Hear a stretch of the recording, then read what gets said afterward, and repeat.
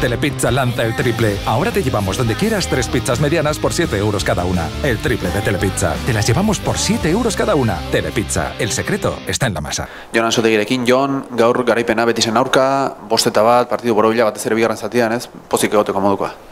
Bai, pozik egoteko modukuz, bueno, irabazi hau, nik uste dut bigarren zatizien ondo defenditut eta ondo atakaut irabazi haule, egixe da, lehenengo zatizien kostei jakule ez, Eurepe, atakeko jokalari asko atatxue, azkein partidu zabal bat proposatu dabe eta partidu zabal hortan argi da, defenditzeu noi, gisa kostate jakule ez, baina, nik uste dut taldik bigarren zatizien batez be, ondo juntu dela, ondo defenditu daula eta hortik etorri dizela gero golak. Talde oso linea honean dago, ez da, 3 garaipen jarraian ligan, laugarrena etxean jarraian ere, bidea hori da. Bai, azkenin ez dago gaingo nuen ongoa zen, baina azkenin goixen egoteko argi dauntxa eta bidizela puntuk ez, eta azken aldixen, nik uste taldi ligan, maila hona emoten dagoela, partiduk aurratetan dagoela, eta hori dala bidi, hori ez, azkenin helburu onak aukitzeko azkenengo esprint hortan. Jon, taldeak gaur, Imanolen 2 gol, Antoine, Xabi, eta zure kasuan ere, gaur beste gol bat aurten, pozik ez, arlo pertsonalean ere. Bai, pozik ez, azkenin hori ez talde laguntzi arlo horretan be, nintzako importanti da ez, kornerretan faltetan da bar, aurrera jutega intensio horreaz, da gaur sortiok gol bat sartzeko eta oso pozik. Azteazkenean kopa, pasatzea helburu eta beharra, ez? Bai, ez, danon edo pasau. Azkenin, argi dukau uznako balixo eskule, baina argi dukau irabazta urten gari ez, partidu bat eitxa, demostreta suposatzen da kategorixa altu egon gauzelako hobi gari ez, baina hori kanbo folin demostratu bida, eta nik uste dut dano dokoleko gu hori ez, demostretako geixa gari eta partidu hori ondo irabazteko. Imanol Agirretxarekin, Imanol, gaur partida borobila, 5-1, Betisen aurkako garaipena, egun polita. Bai, nik uste partidua osoki hartuta oso noin deula, bai jada horren egozatik, nahiz eta aurretik jarri, partidua momentu askotan puskauta zeola, jake asko iristezela, aukera asko itezioela eta hortik etorria berdinketa ez, baina bai jada bigarren zatia zenean, bita bateko kolorrek eta geho, haien beraka eta gure goraka da horrek, pixka partidua apurtu dula eta azkenean maitza onduitzeko aukera eduki du. Talde erosan oso finibili da, gaur ere zuk 2 gol, mentzatet kontentu ere ez, arlo pertsonalean?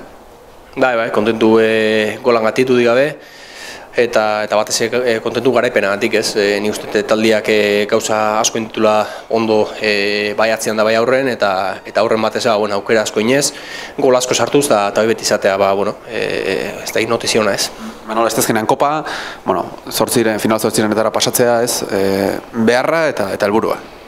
Bai, nik uste pixkate, joko maila honetan jarraitu gara gaula, aztun berdoela pixkate kopa oliga dan, beste partidua izangoa, dudik gabe eliminatoria bada, baina nik uste taldiak maila berdin jarraitu berdula, joko molduenekin aukera asko inez, atzian sendo mantenduz, da nik uste mantentza dut pixkate gaur erakutsutako maila, ez duela arazok eukiko aztazkeneko partidu irazteko, baina bai aztazkenen da bai aurreare, nik uste hau dela pixka taldiak jarraitu berdun maila ez.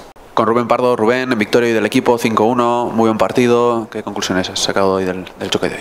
Bueno, yo creo que ha sido un partido muy difícil a pesar del abultado resultado, ¿no? Yo creo que el Betis ha planteado un partido muy difícil jugando desde atrás y la primera parte se ha visto, ¿no? que nos han causado mucho peligro, teniendo muchísima posesión de balón, pero conforme ha pasado el partido yo creo que nos hemos plantado en el campo y la clave yo creo que ha sido marcar el segundo gol, ¿no?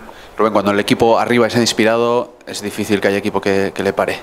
Sí, está claro que tenemos unos grandes jugadores, los 3 de arriba, y te sale Chori Castro, te sale cualquiera en esa posición y te va a matar, ¿no? Y yo creo que es bueno que darle minutos a todo el mundo y sobre todo para ir creciendo, ¿no? Rubén, el equipo ha cogido una línea muy buena, en Liga ya son 4 victorias seguidas en la Anoeta, 3 en las últimas jornadas, es el camino, ¿no? El equipo está muy bien situado también en la clasificación. Sí, está claro que es la línea a seguir, ¿no? No hay que relajarse en ningún momento. Ahora hemos ganado este partido, pero ya hay que pensar en el miércoles contra el Algeciras para pasar la eliminatoria y después de ese partido pensaremos ya en Granada, ¿no? Rubén, cada vez con más minutos, ¿qué tal te has encontrado hoy encima con ovación del público cuando has sido sustituido? Supongo que eso a uno emociona, ¿no? Sí, está claro que a todo el mundo emociona que tu gente pues te aplauda y grite tu nombre, pero yo estoy tranquilo, ¿no? Hay que seguir trabajando para agradar a la afición y sobre todo para ayudar al equipo.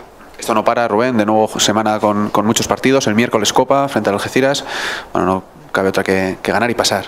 Sí, está claro que va a ser un partido muy complicado y hay que hacernos fuertes aquí en Anoeta como estamos haciendo y ganar el partido.